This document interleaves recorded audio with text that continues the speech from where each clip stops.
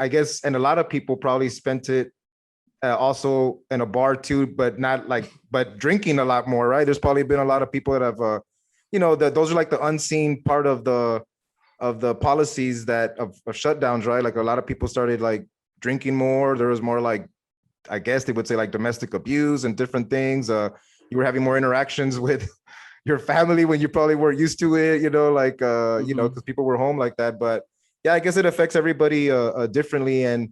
But it's good to see that I don't think that we have any idea how bad the lockdowns have destroyed society yet. I don't think we even have started counting or measuring or figuring out. And when they do start, I think it's going to be I think it's going to be a lot worse than people.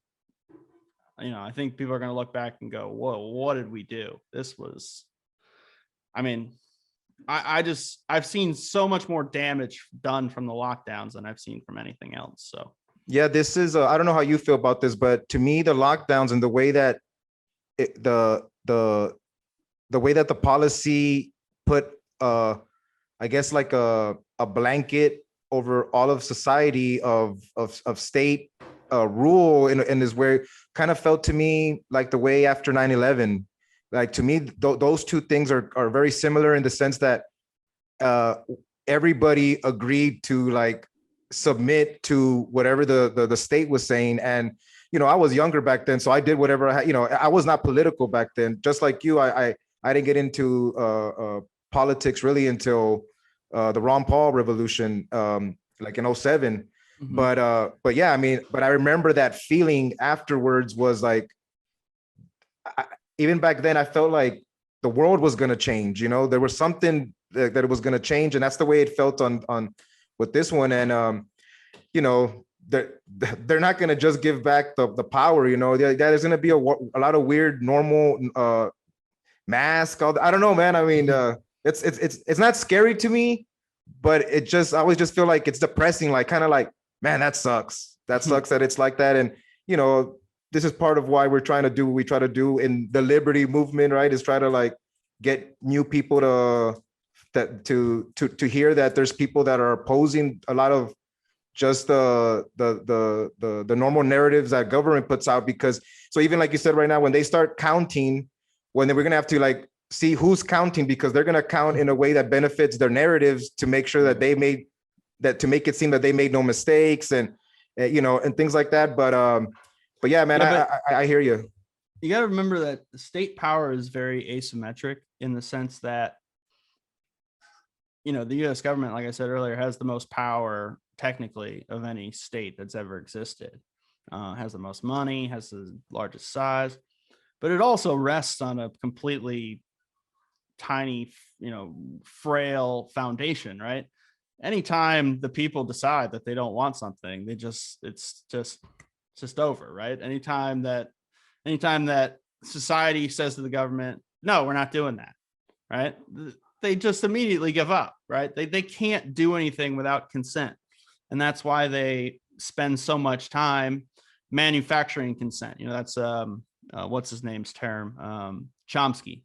Noam Chomsky writes about the fourth estate and the media and how much effort is thrown at manufacturing consent. And yeah, they did a good job, right? They got consent from society very well, and they did it through fear and intimidation and when they do want to do that, when they want to accomplish something, they're very good at it. But like I said, it's asymmetric. It only lasts as long as the consent lasts, right? As soon as the consent is withdrawn, the whole thing just disappears. So I think that the state has for decades and decades overstepped its bounds, overreached its power, overstepped its boundaries. And this is in regards to the people, in regards to the world. They've invaded, I don't know how many countries at this point, since 9/11, a dozen or so. And that power won't last forever, because eventually the world or the people or whatever, they just withdraw their consent and the whole thing just magically vaporizes. Yeah. Do you think that at least now the people, and I know it's not good economics since what we get into of how we get into like the Austrian business cycle and different things like that, but at least the people now are putting their hand out and saying, "Hey, we want a stimmy." Hey, right? I mean, hey, so that's almost to me like a sign that definitely an empire in decline, right? Because now that they're not manufacturing consent, now they're like buying it off, Yeah. with them stimmy checks. Yeah. But I mean, if you go, I was just looking at, I think yesterday morning, I was looking at the ATF's Twitter page. But if you go to any government representative, any government organization, and you look at the replies on their YouTube channel or their Twitter handle or whatever, it's just hate. It's just pure hate. The people just hate them so much. And from all the spectrums, right? The left, the right. I mean, everybody hates the state.